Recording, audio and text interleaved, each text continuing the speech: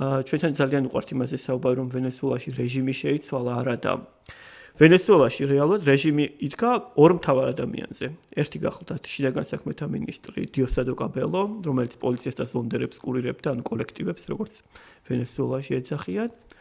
ხოლო მეორე არის თავდაცვის მინისტრი გენერალი ვლადიმირ პადრინო ლოპესი. რაც შეეხება ახლანდელ პრეზიდენტს დელსი როდრიგესს და მის ძმას ხორხე როდრიგესს, რომელიც პარლამენტის თავმჯდომარეა, ისინიც რეჟიმის საკმაოდ მნიშვნელოვან ფრთებს წარმოადგენდნენ და მათ პარტიულ ორგანიზაციებს კურირებდნენ. ანუ ასეთ რეალობაში მადურო, მიუხედავად იმისა, რომ ეს იყო რეჟიმის, ანუ ასე ვთქვათ, არჩევნებზე პრეზენტაბელური სახე და სანამ ვენესუელაში ხელისუფლებას რეალური ლეგიტიმაცია ჰქონდა, მადურო მართლაც საკმაოდ ქარიზმატულ პოლიტიკოსად ითვლებოდა, მაგრამ როდესაც ეხებოდა თავად რეჟიმის შიდა დინამიკებს, აქ მადუროს არანაირად არ ჰქონდა აბსოლუტური ძალაუფლება და რეალური რეჟიმი პირველ რიგში სწორედ დიოსდადო კაბელო და ვლადიმირ პადრინო ლოპესი იყვნენ, მაგრამ რა მოხდა?